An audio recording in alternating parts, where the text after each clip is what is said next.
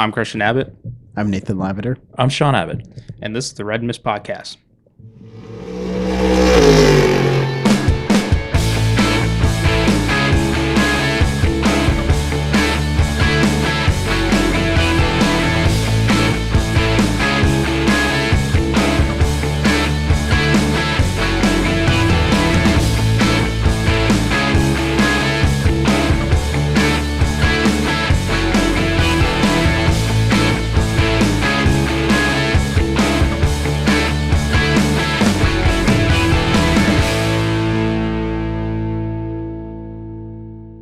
Hello, welcome to the Red Mist Podcast, Season 3, Episode 36. Tonight's episode, too bad Nate's not here tonight. We're going to our salute to NASCAR. What? With the 2000 Pontiac Grand Prix of MBT Motorsports in the M&M Peanuts livery of Kenny Schrader. The what livery? The M&M Peanuts. Peanuts. Okay. M&M Peanuts. Okay. And then I think they went to M&M's afterwards, but Gotcha. it was yellow. Anyways. Yeah. Do you have any other thoughts on? I mean, I could add Skittles' car too. You know. Yeah. No, I know. I mean, well, once we get to 42, then we can do JPM. Yeah. Right. Yeah. Once we get up there a little bit, we'll get some more sports car numbers. But yeah. We're kind of doomed right now. We're in NASCAR hell. Anyways, on tonight's episode, we'll discuss NASCAR. And I love the name of this race, Go Bowling at the Glen, because literally it's Go Bowling at the Glen with cars. I have some interesting data too. Oh, okay. Excellent. We'll talk Formula One at Azerbaijan. What do they call it? The City of Fire or the Streets of Fire? Whatever. I don't know why, but anyways, it's a street race. An intriguing race, I thought. Yeah. With some stupidity at the end, but we'll get to that.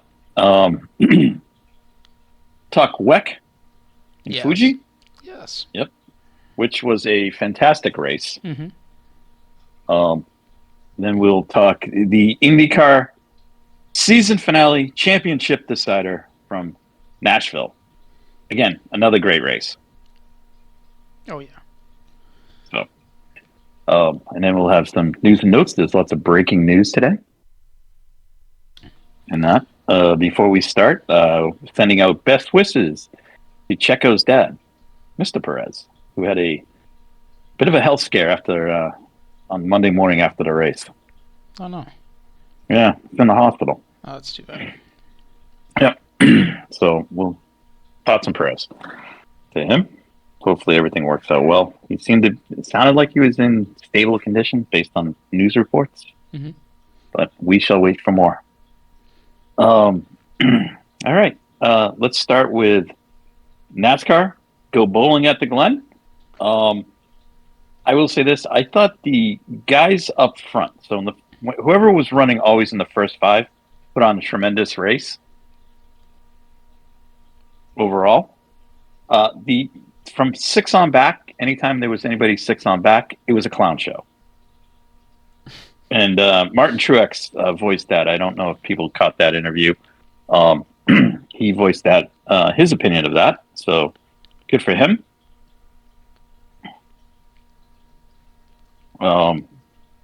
The winner, Chris Buescher, with a last lap coming out of the bus stop. Great pass. SVG made a mistake, got himself pushed wide, opened the door so that Buescher could slide up underneath him, and they battled all the way, clean too. Oh yeah, I'm sure they would have got to the last turn. I think there would have been a nudge. Yeah. Had SVG been a little bit closer, yeah. Yeah. I don't know. It would have been the second to last turn or the last turn. There would have been a nudge. But I mean, SVG did a really good job. He did a start with the moves that he put on the top, the front row. Yep. And thought Chastain did a great job running up front. Carson Hocevar as well. SVG. Truex was up there until he got caught up in a mess. The one good thing I will say about this race, and I think it's the way NBC broadcasts it.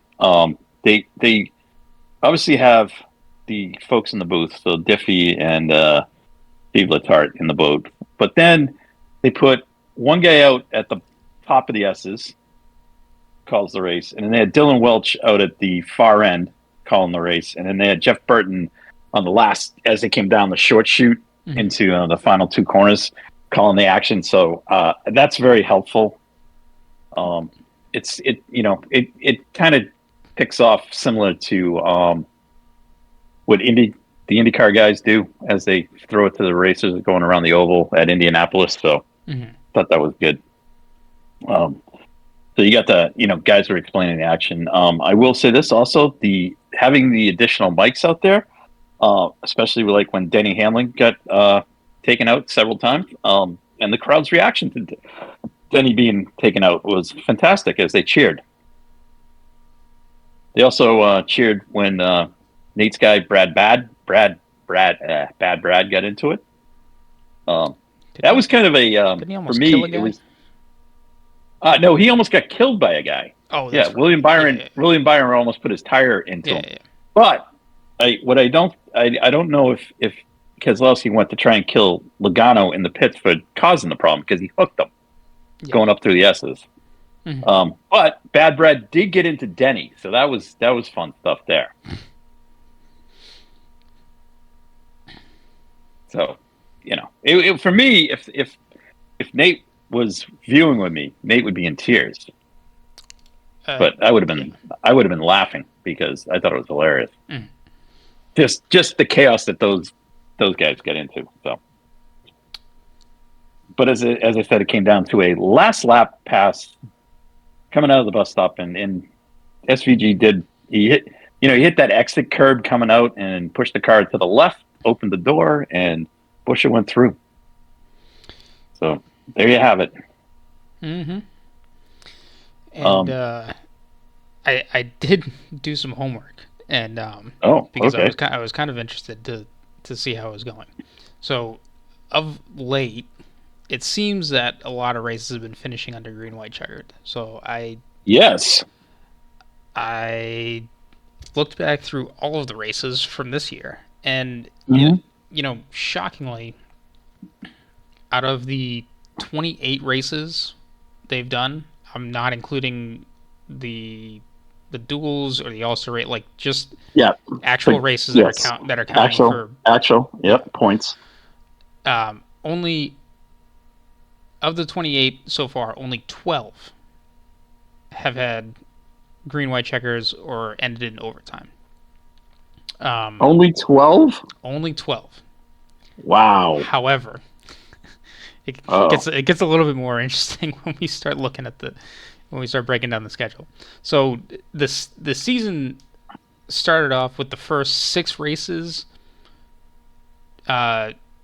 finishing at the design distance and no problems whatsoever, and the 500 and then the following 400 race did have a restart within 5 to go, because I tracked green, white checkers or overtime, and then any restart within 5 to go, and then any restart within 10 to go. And so those 2 races did have a restart within 5 to go, but they finished in time with no issue. Every other race after this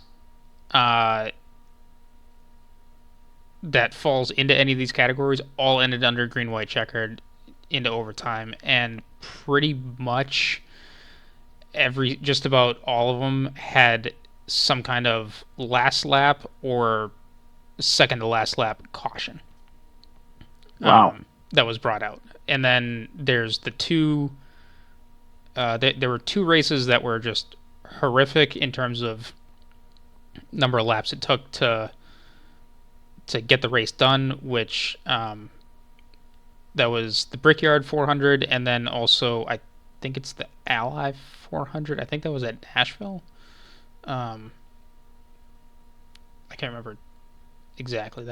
I think it was Nashville. That was the other one that was just kind of horrific in terms of getting it wrapped up. Um, and then actually, the other thing too is you can throw out two races because the Coca-Cola 600 and the Grant Park 165 on the streets of Chicago were both of those races were cut short due to rain. So Okay. we actually don't know what would have happened at the end. So I mean, if you ignore those two races, then your total races of 28 come down to 26. So you're Gotcha. nearing 50% there. Hmm. The kicker is if we exclude the Chicago street race, then that means of the last 4, 6, 8, 10 races, 9 have gone green, white, checkered. Wow. So in the first 17 races, there was 4, and there was 3 of them right in a row. But then after that, then right before right before Darlington, there was 4 races in a row that ended in some kind of overtime. So just to because I was curious just to see if my claims of every race ends in a green white checkered is true, and it's like 50-50, but it's not. It's either based on this, it's either a number of races right in a row or it's a number of races in a row that don't end in green white checkered. Like it's not like it alternates or anything. Like it's just a chunk here and a chunk there. Hmm. So yeah, and then Interesting. both playoff races so far have ended in green white checkers Green white checker. or overtime. So Yeah. however you want to phrase it, but yeah. And then just to kind of dovetail into the Xfinity race, which went through 4 overtimes. Yeah. Because we couldn't get it right. And then this is the kicker. They go 4, and the guys up front, when they started this whole, going to green, white check, they go to the extra time or whatever the heck they want to call it. The guys up front had enough gas to get to the finish. By the time we got done with that, literally they were in fuel save mode. Because NASCAR can't, first off, drivers don't know how to race. Secondly, it's like, I'm just going to bash somebody's door in, and then thank God, because Connor Zilic drove away from the race. At one point, he won the first stage by 11 seconds and was up front the entire time. SVG was up there too. Had a late, before they got to over the last stage, made a pit stop, got caught for speeding. But because of the shenanigans, he actually worked him way up to where he finished third or fourth. Nice. Which was great, but it's just like, you go extra time. It should be just okay. But they get to the bottom of the hill, and then they get to the S's, and guys are wrecking. They get to the bus stop. They all got to go plowing through. Now, if you're not in the top 10, you just cool it going through. These guys are just, they don't care. And then on the last lap, they're going up the back straight, and they go like 5 wide. And then there's a massive crash. And like a couple cars took big hits because guys were in the dirt and stuff. And like the amount of damage that was probably done to these cars, like if I was a team owner, I'd be PO'd. Mm-hmm. Essentially, I think 3 of those cars were complete write-offs. It seems like, it just finish. Just don't bother with it. Just finish the race. I know they wanted to be fun for TV, but seriously, if I'm a team owner, I'd be like, this is enough's enough. Well, if we're all done with NASCAR, speaking of finishing under yellow. F1 finished under yellow. Yep. Yep. All right. Hold on. I was just trying to find out where we're going next in NASCAR. It's a night. Oh, Bristol. Bristol, yeah. More. What? Well, yeah. It'll be. Back in the day, I would say it'd be fun. With these guys, they'll be wrecking. So we'll see what happens. All right. Yeah. So Formula One. F1. F1. I will say this. Charles Leclerc. He really knows how to put a weekend together. He is going to lose his mind next year when Lewis is there. I swear to God. I'm actually looking forward to it. Yeah, I mean, he crashed the car in FP1. Right. Bounced back in FP2. Obviously bounced back in qualifying. Mm-hmm. Lando, I don't know, most of the weekend was out to lunch. In qualifying, he kind of got jobbed because of that quirky yellow or whatever they called, which killed his last lap. Yeah. So he had to start towards the back.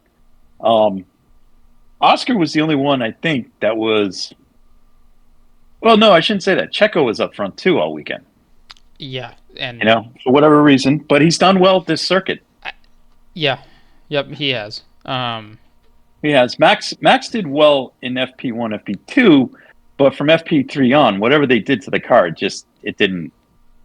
I don't know what it didn't fit. Well, let's say they went the wrong way. Yeah, essentially, and they were trying to overdrive it to come through. So but hey, did what he had to do, and that's all you can do. Mm-hmm. It's not much you can do when the car's not working. Lewis struggled all weekend too, which I felt bad. It just because George seemed to be kind of where I know he finished third, but he seemed to be in that 5 to top, 5th to 10th place area, mm-hmm. and Lewis really should have been a little bit further up towards maybe 4, 5, 6 maybe, but the car was just no bueno for him. I think the Mercedes was probably the 4th best car there. 4th best car? All right. Because, McLaren and Ferrari just looked nose to tail the whole time. I know Perez dragged. This is very weird to say this. But Perez dragged the Red Bull up there. He did. And, he did. And he kept it there. He did. But I think some of that was also due to Leclerc and Piastri going side by side. So, Perez ran a good race up until... Yeah. I think that's the two... Well, there was a couple... Haas had a decent weekend. Yes. Ultimately getting a point with Ollie Berman, but the Hulk deserved better. I don't know what happened there, but the breakout team of the weekend was Williams. Yeah, and I think the issue for Haas was they didn't split the strategy like they did at Williams, because Williams went split the strategy, right? Yeah, they put Albon on the hards and Calapinto, on the mediums to start. So I figured with the way Albon's pace was going, and also, not to pass over this too quickly, but Colapinto did out-qualify Albon. Yep. So what is this? 2 races in for him, and he's already out-qualified Albon. That's pretty good. Yeah. Well, he's definitely the guy they should have brought in, and unfortunately, I think it should have probably been sooner than later. Mm-hmm. But Williams did shoot themselves in the foot with Albon on qualifying. Yeah, that should never happen. No, it shouldn't have. But at the same point, everyone's human, so mistakes are going to be made. Yeah. And in the end, it really didn't cost them all that much. Well, they got away with it. Let's put it that way. I mean, in terms of the race itself. I mean, Oh, the rate, yeah. Well, they weren't could they getting have? any higher. I know, but could they have also been subject to a penalty that would have put that car back further? That was the Yeah, thing I was yeah, alluding to. okay, So yeah, that's good. That's that a good didn't point. it didn't happen. Hmm. Um, I as kind of as the race progressed, I thought Piastri put he applied the pressure from the get go. Hmm. Made a great move on Leclerc, and then just did a fantastic job of defending me. And when he had to late in the race, and it wasn't blocking; it was just pure defense. Yep. It was one move. He made it early, and Leclerc had to go around the outside. He never gave him an opportunity to get to the inside. Nope. So good on him for that. Lando recovered nicely and was a beneficiary from the late race schmozzle with Perez and Carlos. Yeah. I'd like to hear your view on that. Um, I would.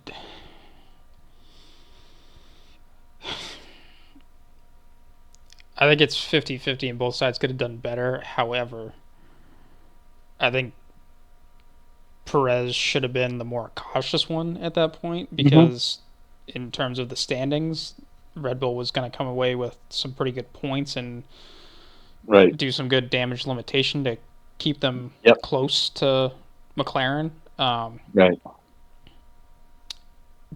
But that wasn't the case. And yeah, Sainz drifted over, but I think that's kind of the natural line. And Perez was pinching him pretty close to the wall. So uh, you both got to leave more room. Yeah. Okay. I All right. I don't really want to put more blame on either guy because I think Yeah. it's unfortunate for both of them because Ferrari lost out on a bunch of points and Red Bull lost out on a bunch of points. Like Lando Again. was not in the race, so that Right. was a huge moment for both of those teams to capitalize on some points. Yes, And Lando Piastri had at won, that but point. Lando yeah, at that point had gotten by Max, so there he wasn't did. much. Wasn't much he could do there. But where I'm kind of with Perez on this is no, I shouldn't say not with, but I think he should have been a little more, as you said, a little more cautious about what was going on. Also, he would have gotten DRS on the coming down the straightaway, Yeah, and I think he would have passed. I think he would have passed Sainz. possibly. I mean, regardless, like instead of beating Max in the race and getting Yeah, a point in his column for that, he he finished didn't. behind him. So I, Yeah, uh, and once again, Red Bull had one car in the points. right. So Yeah. and that was I was that for the struggles that Max had during the race, I Mm-hmm. was really surprised he couldn't get around Lando quicker when he caught him initially. Because at that point, Lando hadn't pit yet, and Max came out of the pits and couldn't get by him. Yeah. And if you, because Max was still behind Sainz at that point and pretty close to him, so it wasn't Mm-hmm. like it was out of the question there of Max trying to challenge and get a spot there, but he couldn't get by Lando, and then they couldn't, and then they were also coming up on Albon, and neither of them really got by Albon quickly at Right. all. So then that just backed Max up really far, and you could see that just by watching the difference of where Max was versus where Sainz was, and then you just see Russell creeping in, and you're like, all right, here it goes, and then Russell just walks by Max. So I mean, I guess at that point I probably could say that Mercedes and Red Bull were probably on the same pace to some extent by the end of the Mm-hmm. run. But yeah, I mean that was a dumb crash, and you know both of them should be ashamed of themselves because they both ruined a lot of points. Yeah. For Yeah. their Wrecked a lot of championships. cars too. Yeah, and Yeah. then the other thing too with Perez, it's like that's also now another incident. Yeah, yeah, just ring up the total, you know. So and if I mean I'm not I like the cost cap idea, but I also don't to some extent because Hmm. it's doing exactly what it's designed to do, which is if you rack up a bunch of wrecks, then it's going to cost you Yeah, development and progress on the car because you can't take that money and invest it back into your team at all. Uh, but it stinks too because you're a team that before this era, you're a team that clearly has the design, pace, and resources, and you don't necessarily want to see them completely fall off the map either during the yeah, season. But I mean, unfortunately, that's the way it is yeah.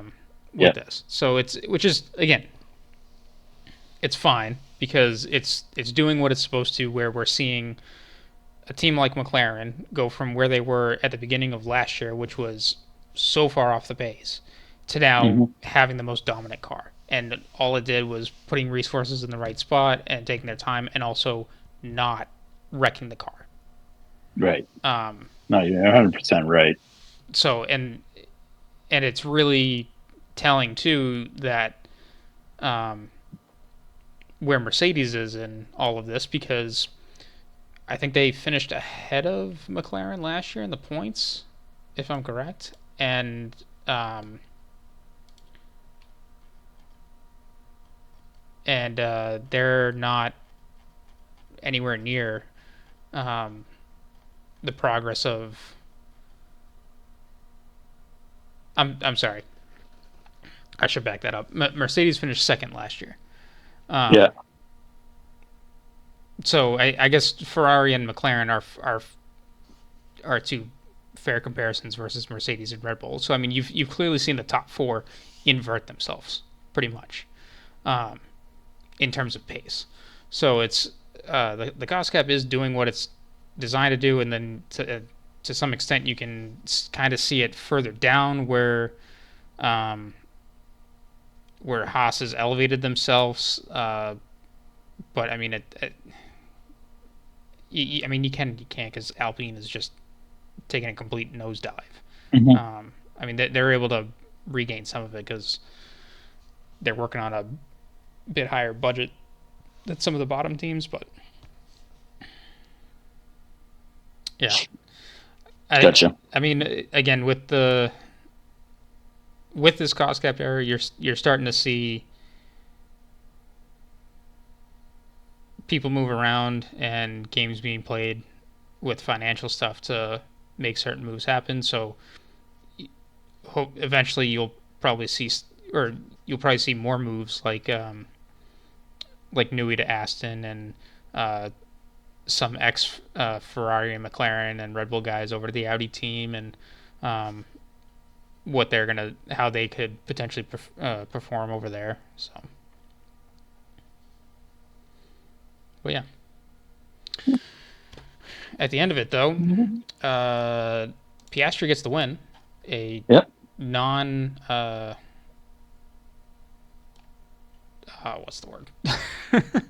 Not no controversy over this one, Yeah. Done. which is good. So he got it on merit and good job to him. Um, but the Norris finished ahead of Verstappen, but not with the points difference, I guess, needed to help close the gap and try and get the drivers' championship closer. Although saying that, we do have 7 more races and 3 sprint races for that gap to close even more, so plenty of opportunities still. And McLaren opens up their lead in the Constructors' Championship to 20 now over Red Bull. Gotcha. That's where the Perez thing's starting to hurt. Yeah, yeah, it's So, really telling. And yeah. even So 59 points is the differential right now in the Drivers' Championship. in the Drivers' Championship, Yes. and as you said, 20 points in the thing. Yeah. And Ferrari's breathing down Red Bull's neck as well. Right. Which, I mean, Yeah. again, it would have been 3 points closer or 2 points closer, I think. Mm-hmm. Had Sainz and Perez finish where they did. Uh, but actually, no, it would have been closer to. It would have been less points that this gap would have been from McLaren to Red Bull, and it would have actually been closer that Ferrari would have been to Red Bull had those two finished. Mm-hmm. So, in terms of winning it, yeah, Perez didn't help, but in terms of keeping second place, Perez did help in that scenario. Yeah, it's a really dumb way of looking at it, but yeah. Yep. All right. Off we go this weekend to Singapore. We'll have our picks coming up shortly on that. Yes. All right. Let's go to the Far East and Japan and Fuji. Fuji. Oh, For the yes. 6 hours of Fuji. This was a fantastic race. The Cadillac scored its first pole, and then promptly tossed it away during the race. So, yeah, I mean, that's pretty much all I got to say about that team right now. However, the remainder of the race was I thought, a fantastic battle between all the remaining cars. Also, I'd like to salute Lamborghini for getting into the hyperpole. mm-hmm. So good on them. So again, making progress with their car.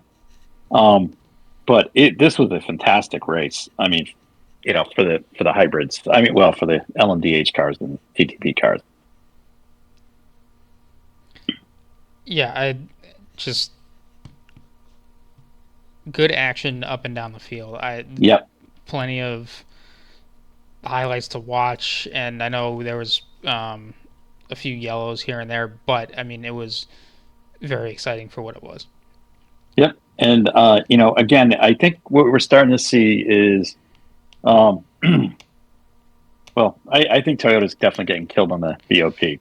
But yeah, what we're starting to see now is the other teams. This is late in the second year of the of this current format. Mm-hmm. And you're starting to see, I think, teams come to the front and get more comfortable with their cars. Thus, we get an extremely mixed up finishing order with the Porsche Penske car coming through of Lauderer, Vanthoor, and Estre. Mm-hmm. But from here out, we had BMW finish second. Alpine made it to the podium with Mick Schumacher. Fantastic. And then in fourth, and this is a complete surprise, Peugeot. Yeah. Yeah. All right. So that was good. Followed by the two Hertz Team Jota cars, which are technically privateer cars. Followed by the Alpine, and then followed by the other Porsche. All right. And then finally Ferrari. Yeah. And then a Toyota in 10th. So again, I think this is exactly what we were hoping to see, and fantastic for that. The AF Corsa took GT3 honors over the Manthey Porsche, and then followed by the BMW of Valentino Rossi, the Doctor, gets the podium. The Doctor in Fuji, yeah. So and he made some good passes. Excellent passes. I saw at one point I was watching the race, and he took two guys to turn one. It was pretty cool. But yeah, so overall, good race. I mean, fun crowd there. I like the circuit, so fantastic race. The only unfortunate thing is we're down to the last race. Yeah, is this an 8-hour race? Bahrain. Hold on, I'm checking. Give us a second. I'm just nope, 6 hours. Oh no. Oh, 6 hours. No. Is it 8? Hold on. Is it 8 or 12? You're checking. 8. 8. Okay. I clicked All on. right, and that's into the night, right? If I remember correctly. Race starts at I think 7 local time. 7 a.m. No. Oh, 7 a.m. Okay, No, so it's during. no, that's That's got to be our no, no, no, U.S. no, East Coast time. no, no. It's at 1400, so it starts at 2. It'll finish at 10. Yeah, so it's gonna finish Man, under the yeah, lights. Yeah, yeah. No, no problem there. That's fun. I was gonna say, I'm Good like time. 7 a.m. There's no way. Yeah, it's like Bathurst starts at 5 in the morning. I know. All right. Let's move on to IndyCar, the season finale at Oh, Nashville. sorry. Oh, go ahead. Before we get there, Manti Porsche, the number 92, did lock up the championship, so they have Okay, they so have we have a one GT3 there, and I believe that also solidified. Oh no, it hasn't. It's put them in a very good spot though. The number 6 Porsche Penske is 35 points ahead of ahead. yeah, ahead of the number. I'll go in. Is he in the 51? Anyways, well, the Ferrari is in second place, but with an 8-hour race, the total number of points available for a win is 38. So there is a mathematical chance, but it's going to be a very tall order for them. So Gotcha. that number 16 just needs to do another good result, and it should be a nice easy wrap up to their championship. All right, Nashville. Essentially, basically, Palou just needed to start the race, and it was over. Yeah, pretty much. Well, no, I mean yes, but no. I mean Nate secured Palou the championship when he took Will Power as the winner last week. Oh, did he? Oh yeah, yeah. He put a big old jinx on Palou this weekend. So yeah, live and learn there, Nate. But yeah, I mean, Palou was not the fastest car at all, but he had a good race car, and was very comfortable making his way up through the pack, which he did right at the drop of the flag. The Penske's were quick as expected, but Kirkwood put down a great pole time. No, I mean, yeah, I mean I think that was kind of a precursor for Andretti for the weekend with Kirkwood getting pole. Yeah, yeah. So then, I mean, we get in the race, and Palou's flying from the green flag, and then Power is he just bad luck just hits him, and his lap belts undo themselves, and he's got to come in to fix them. I mean, right there, it pretty much sealed the championship for Palou. It's true. Yeah. I mean, there wasn't a chance that Power was going to get all of his laps back to even make a shot. Plus, like, I mean, yeah, guys were passing each other. I mean, the bonus of this race was that they introduced an alternate compound. So you did see some different strategies going on of some guys on the primary versus the alternate, which was nice to watch. I don't. I mean, it mixes it up on a short oval, which was nice. But I mean, I think the way the race unfolded, it was definitely more of a fuel game than anything. Yeah. So it didn't seem like the tires were all that much of an issue, and plus, with the race being pretty much single file, like you really only had like a lane and a half that was usable, and that lane and a half you were always flirting with danger. But really impressive driving between McLaughlin and Newgarden later on in the race when they were going side by side. Yep. They Yep. split one guy and then kept going side by side for I think like almost 2 laps. It was great stuff. And I thought Colton throughout the race was aggressive, Yes, so. but yeah, and then came down to the last pit stop cycle, and it was just a question of whether guys were trying to fuel save and stretch it Yep. to make to the finish, or if guys were gonna pit and just try and run down that way. Ultimately, get the guys who did pit did come out on top, and it was a great run to the end too between Colton, Pato, and I think Malukas got screwed on some strategy there at the end. Yeah. Yeah. But I mean, he rolled the dice, tried to stay out as long as he could. Yeah. But it just didn't pay off. Right. But yeah, so Colton walks away with his first oval win of his IndyCar career, which is great for him. That he did. Kirkwood came in fourth, so overall good day Yeah, for Andretti. And Kirkwood had a bounce back too after getting caught out on a yellow. Yep, and then Santino, another top 10 finish. Yeah, as well as Connor Daly. just So good job by those guys. Yeah. Strong finish to the season for both of them.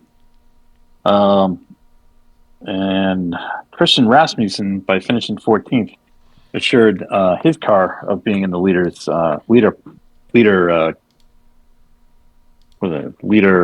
point fund there. So get $1 million bonus. So good for him. So now we're into the off season. Congrats to Alex for winning the championship. Got 3 now. So we shall see where that goes next year. Yeah, I mean this is great. It's the season's over, and let's see, we got October, November, December, January, February. I think when do they start? February? No, I think it begins March. End of March, I think.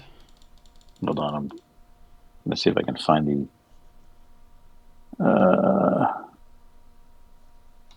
trying to see if they had the 25 schedule up, but oh yeah, they do. Hold on. Well, March 2nd. Very good. Oh yeah, beginning of March. Yeah, so October, November, December, January, February. 5 full months. 5.5 months of no IndyCar action. Oh, and then I'm looking at next year's schedule too. They go from March 2nd to August 31st. Yeah. So not even this late into September. Yeah. We want to get it wrapped up. Yeah. And then we have a points race at Thermal. Oh, that's right. Oh, God. Hey, but we don't want to go to old places. We'll have to get Seaman Nate on for that. Mark Miles takes. Although and we're only doing one race at the Milwaukee Mile. Yeah, one race at Milwaukee. We're still doing 2 at Iowa. Yeah. But they've spread out the ovals next year. So I mean the first oval is still the 500, and then right, but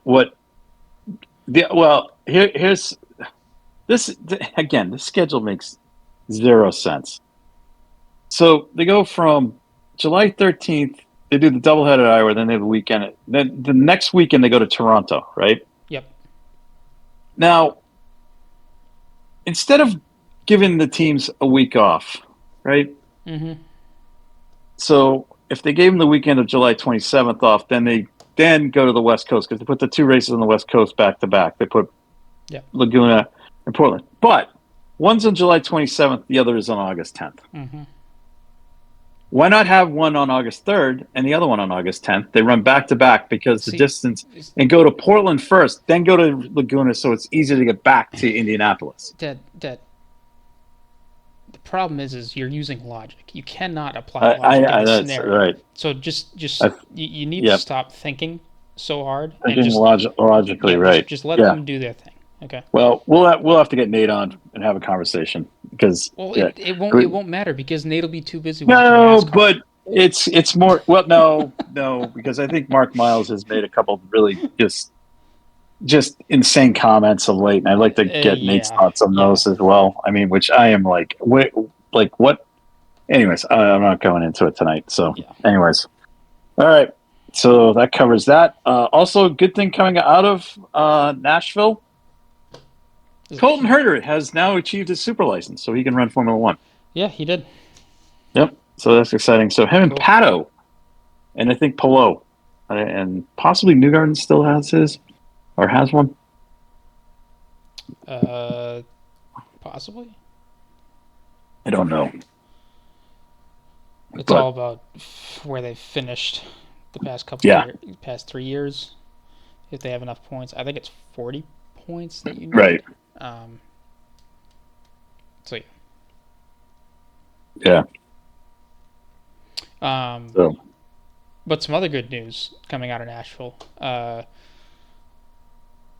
Rosenquist has signed a multi-year deal with Meyer Shank Racing. Oh yeah, that's right. Did Ferrucci get announced last week? Did we talk about that? Yeah. Okay. No, that was after us. After, okay. And then then today Callum Ilott got named as one of the Prema drivers. Yes. Yep. So things are starting to shake out in terms of the driver front for next year.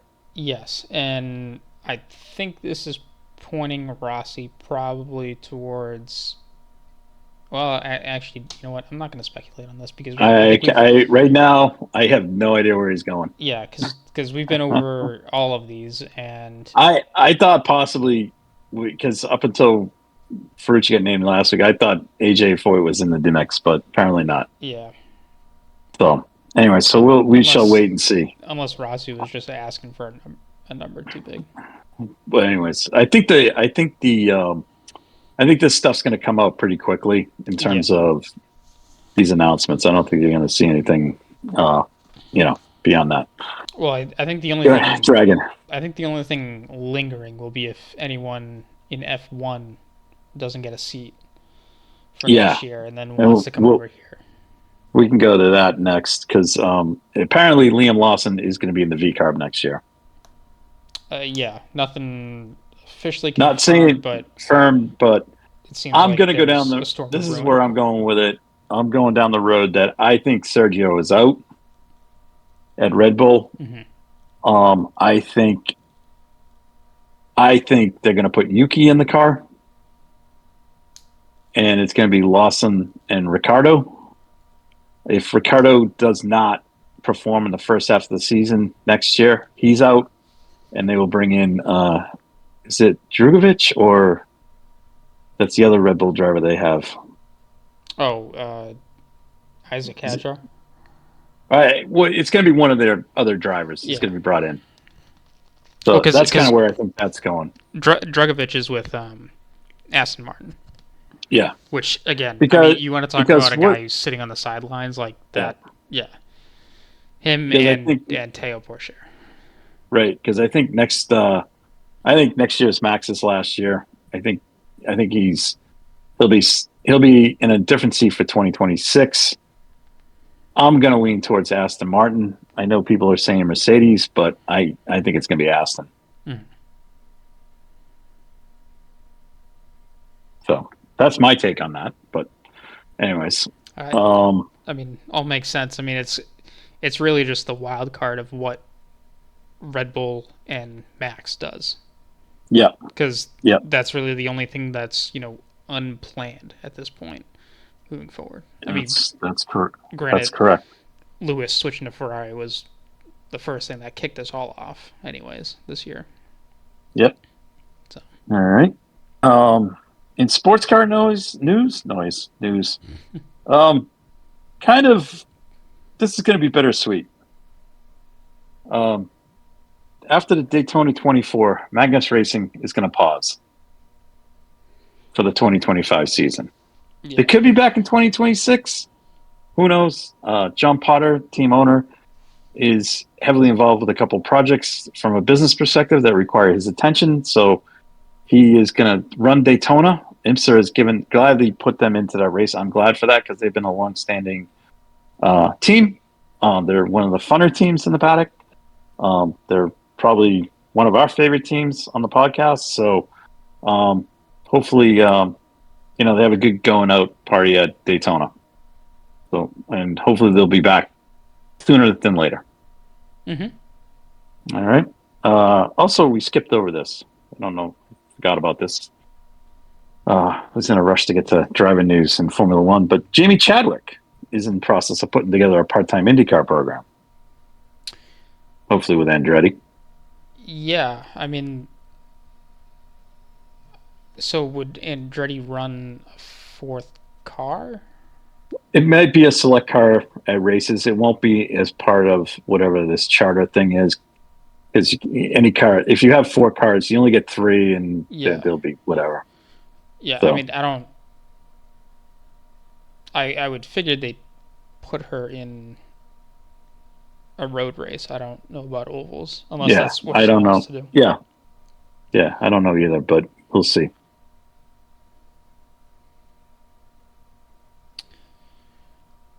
So yeah.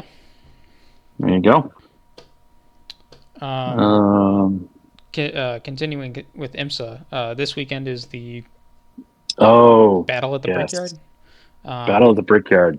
So 6-hour race at the road course at Indianapolis. I'm looking forward to it. I think it'll be fun. I am too. I think it'll be a great race. I know it's going into the dark. Is it? Just on the fringe of darkness. I couldn't remember if it was or not.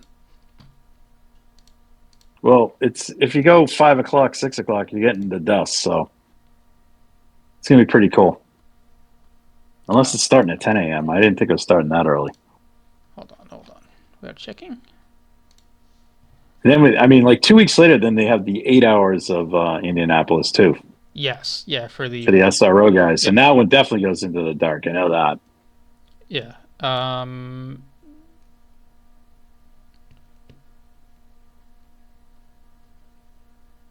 No, they start at 11:30. Okay, so it's sort of like the 6 hours of the Glen. Yes. Yeah. So it's going to finish 5:30ish, 4:30ish, something like that. Yeah. 5:30, right? So, 5:30, anyways, that'll be fun. Yeah, but support races there are the Michelin Pilot Series race. They're going to have a 2-hour race, and the Super Trofeo and Porsche Carrera Cup will also be excellent. All right, look forward to that. Mm-hmm. All right, and racing will kick off Friday afternoon with the support series, and qualifying for the big boys is on Saturday. Okay. All right. Shall we do our picks for Singapore? Yes, we should. Could be a crapshoot here, but excited. Nate got his picks in. Oh. And he's backing Perez. He thinks he can do it. Okay. So good luck to you, Nate. He's gone for some other fun picks here. He's gone with George Russell finishing second. And he's going to take Lando Norris in third. Okay. Dark horse? Dark horse, he's gone with the hot pick of Colapinto. Gotcha. All right. I'm going to go with Lando to win. All right. Oscar second. Max third. And Alex Albon is my dark horse. All right. I've gone with Sainz to win. Gotcha. Lando second, Piastri third, and my dark horse is going to be Hülkenberg. Oh, I like that. So, Yeah, I think there is uh, might be a chance of rain. Who knows? I mean, it's that time of year where it could just rain at any point, so it doesn't Hmm. look totally likely, but there's a chance this early in the week that it might. So Gotcha. who knows? Other than that, oh, I just saw this news before we started. Toyota has decided to join supercars with the Supra. Oh yeah. So is it official? Yeah, it's official today. Okay. But All right. they're gonna I saw it. I saw it yesterday. There was like rumors. yeah, so they're gonna join in 2026. So Okay. we got another What a year year. Yep. before they do that. But Excellent. considering it's V8 supercars, I would imagine they're probably gonna take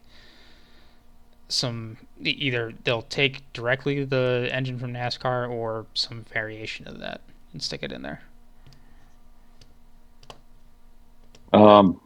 There is some other breaking news today. Oh, Marco Andretti and his wife Billy have welcomed Mira into the world today. congratulations!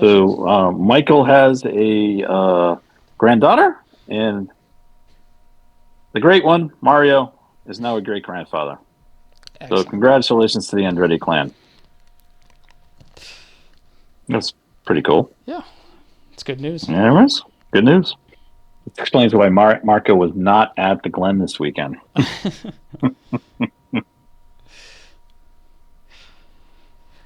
So yeah, this weekend Anyways, F1 at Singapore, IMSA at Indy, Indy, yep. NASCAR is at NASCAR Bristol, at Bristol. and I don't think anything else this week. Oh, Supercars is at Sandown, and MotoGP is in India, if that's still going. Mm-hmm.